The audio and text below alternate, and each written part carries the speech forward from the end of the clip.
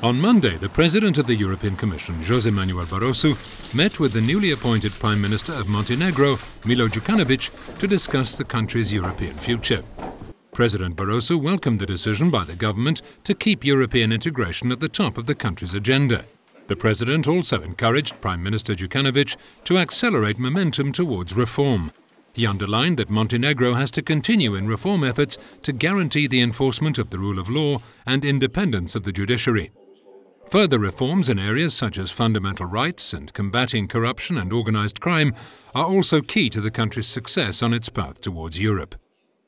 A few hours later, President Barroso, together with the President of the European Council, Herman Van Rompuy, traveled to Latin America to attend the 6th EU-Brazil Summit held in Brasilia on Thursday. Hosted by Brazilian President Dilma Rousseff, the meeting offered the opportunity to discuss bilateral ties and the state of the world economy. European and Brazilian leaders agreed to set up a joint committee that will help to further exploit the potential of bilateral trade and investment between Brazil and the EU. In his statement following the summit, President Barroso said that one of the most important results of the discussions is the renewed shared commitment to conclude an association agreement between the EU and Mercosur, a common market shared by Brazil, Argentina, Uruguay, Paraguay and Venezuela. The President noted that Brazil has become a global economic power and called on both parties to work towards greater international cooperation on major global issues, for example, towards achieving a global agreement on climate change before 2015. The two European leaders arrived in Santiago de Chile on Friday to attend the first summit between the European Union and the Community of Latin American and Caribbean States, CELAC, hosted by Chilean President Sebastián Piñera. The summit brought together leaders from 60 countries, representing a combined population of 1.1 billion and one-third of global gross domestic product, GDP. Talks were devoted to the promotion of trade relations and the fight against protectionism, and also what can be done to increase social and environmental quality of investments as well as their legal security. Discussing ways how to foster the economic cooperation between the regions in general, the leaders called for strengthening entrepreneurial exchanges on both sides of the Atlantic. The EU remains one of the most important trade and investment partners for the CELAC region overall.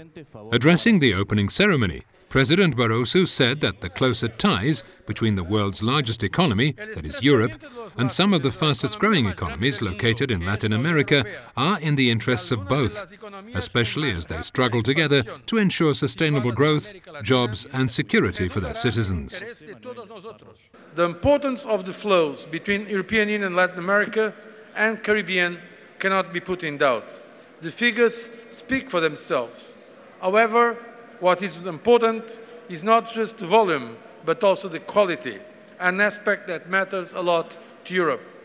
European investments in Latin America and Caribbean are a benchmark for standards of human welfare and environmental protection and for the creation of new jobs. Not only we say in very clear terms, we reiterate our commitment to avoid protectionism, but there is also a reference to the need to provide legal certainty for economic operators. Indeed, only with those conditions it will be possible to create the conditions for investments of quality and for sustainable growth. That's exactly what our citizens want. And I think that we can say that this first CELAC European Union Summit, with the spirit of the Santiago statement, is indeed a great contribution for the deepening of the friendship and partnership between our two regions. On the margins of the summit, President Barroso, together with President Van Rompuy, held various bilateral meetings, notably with the newly elected President of Mexico and with the Presidents of Peru, Colombia and Uruguay. Possible ways of further cooperation being the main point on the agenda of the meetings.